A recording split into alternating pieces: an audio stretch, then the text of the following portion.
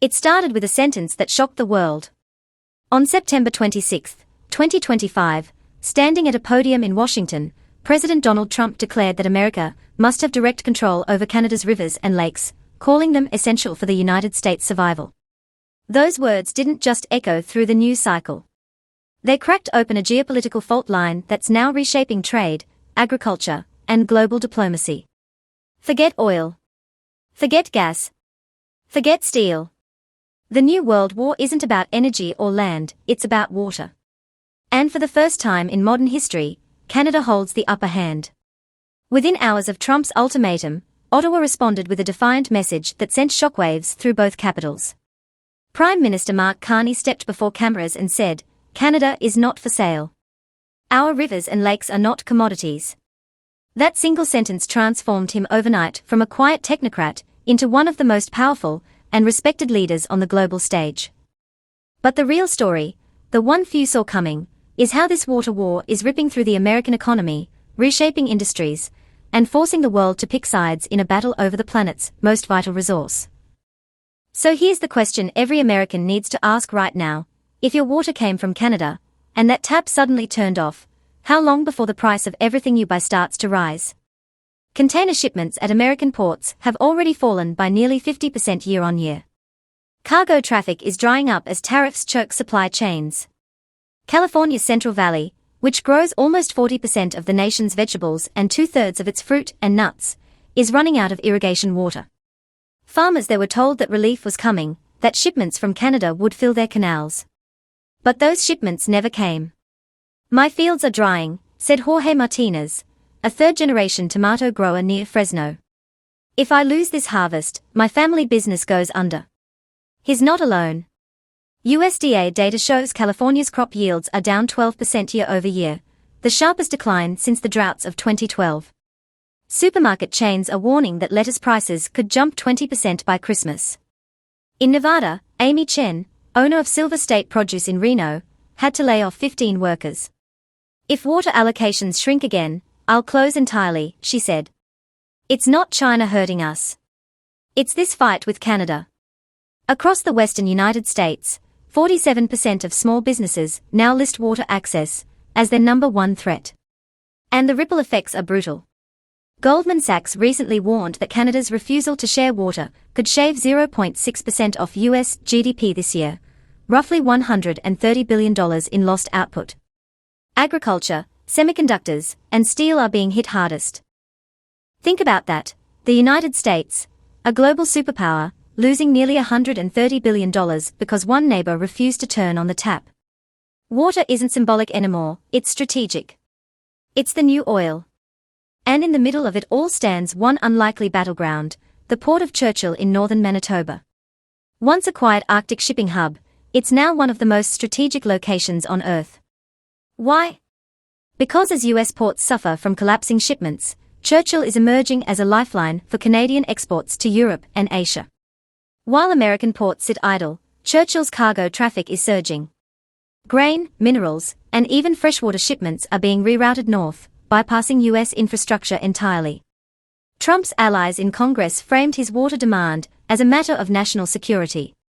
But Canada's refusal to comply exposed a deeper truth, that America's once unquestioned dominance over North America's natural resources is fading. Carney's response wasn't just patriotic rhetoric. It was a masterclass in economic diplomacy.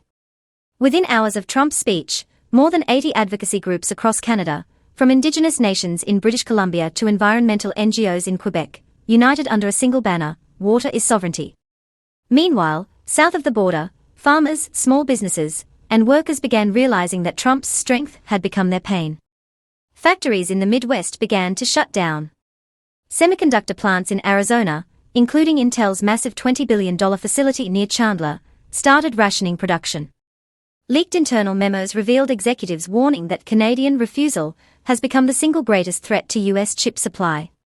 And here's where it gets worse: those chips power everything, from your smartphone to your car to America's defense systems. The US steel and auto industries were next to fall. In Cleveland, union leader Dave Reynolds stood outside a shuttered factory and said, "We can't weld without water. We can't cool furnaces without it." Over 25,000 Midwest workers have already lost their jobs. For families still recovering from pandemic-era job cuts, the water war became a cruel déjà vu, another crisis that hits the working class first. Even the clean energy sector is cracking. Hydroelectric plants in the Pacific Northwest were counting on Canadian reserves to bail them out as reservoirs hit record lows. When Ottawa slammed the door, utilities reactivated coal and gas plants mothballed years ago. The Bonneville Power Administration just announced residential power bills could jump 18%. One U.S. energy executive summed it up bluntly: "We're burning coal like it's 1975. Trump's attempt to frame Canadian water as a symbol of national strength backfired spectacularly.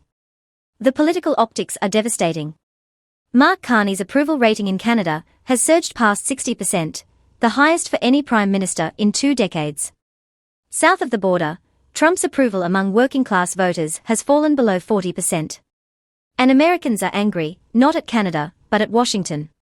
In Detroit, retired teacher Maria Lopez opened her latest water bill and nearly fainted. It had doubled in just 6 months. "We are paying more, getting less, and being told to blame Canada," she said. "Maybe the problem is in Washington, not Ottawa." That sentiment is spreading. Farmers in California are suing the federal government for reckless policy.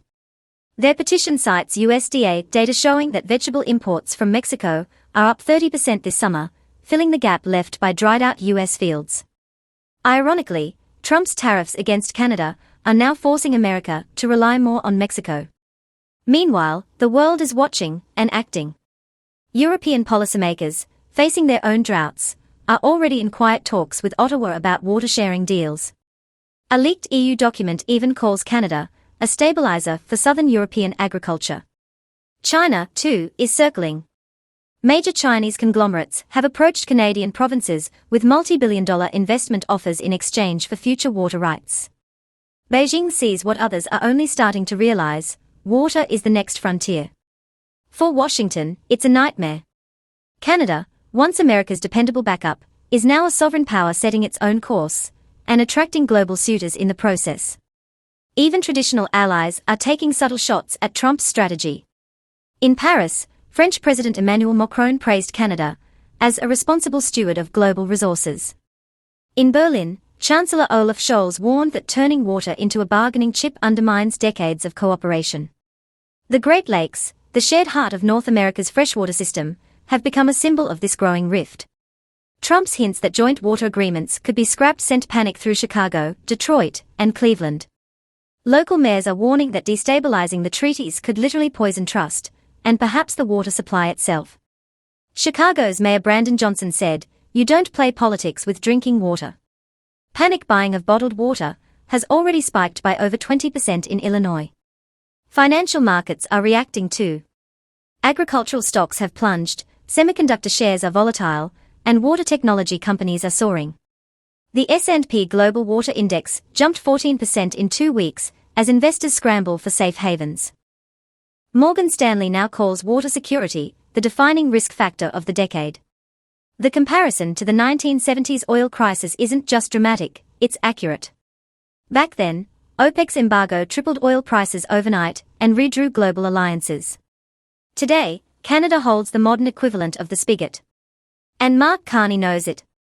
When he took the stage at the Council on Foreign Relations in New York last week, Carney didn't gloat.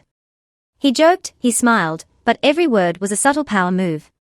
He reminded Americans that Canada is doubling its defense spending, dominating the mining sector with 40% of global firms, and leading the world in hydroelectric and clean power exports. He highlighted that Canada produces 62% of its electricity from renewable hydro, and sells billions of dollars worth to U.S. states like Michigan and New York. Then came the line that silenced the room: "You don't play politics with electricity." Even Trump's critics admitted privately that Carney had outmaneuvered him. He pointed out that Canada's economy grew stronger because of the trade war, not weaker. Exports to Europe are booming, deals with Asia are multiplying, and domestic reforms are unlocking $50 billion in potential growth by 2030. Canada, in short, adapted. America, meanwhile, stumbled. Carney ended with a grin and one final jab that went viral across social media: "Donald Trump did more to bring Canada closer to Europe than any Canadian Prime Minister ever could." The audience laughed, but every policymaker in the room knew it was true. In the months since Trump reignited the tariff war, Canada has become the EU's most reliable partner outside the bloc. Trade between Canada and Europe has topped $100 billion. And in Asia, Japan and South Korea are buying record amounts of Canadian LNG, oil, and critical minerals.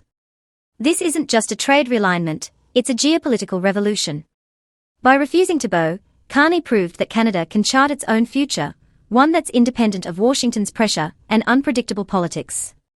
The US, once seen as the stable anchor of global trade, is now viewed as the source of chaos. And here's the irony: Trump wanted to make America strong again. Instead, he made Canada stronger. As of today, Canada's economy is projected to grow by 2.1%, while US growth lags at 1.3%. Canadian inflation is lower, consumer confidence higher, and foreign investment surging. For ordinary Canadians, that's pride. For Americans, especially those facing layoffs and water shortages, it's frustration.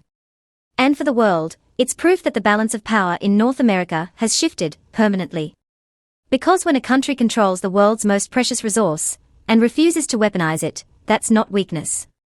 That's leadership.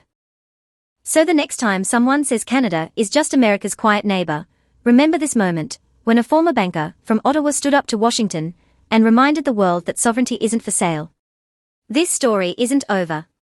Because as the climate warms, as droughts deepen, and as nations scramble for survival, the real question is no longer who owns the oil, it's who controls the water. And right now, all eyes are on Canada. If you think this water war could redefine the 21st century, hit that like button. Drop a comment below. Do you believe water will replace oil as the world's most valuable resource? And don't forget to subscribe, because this story, and the global fallout it's triggering, is just getting started.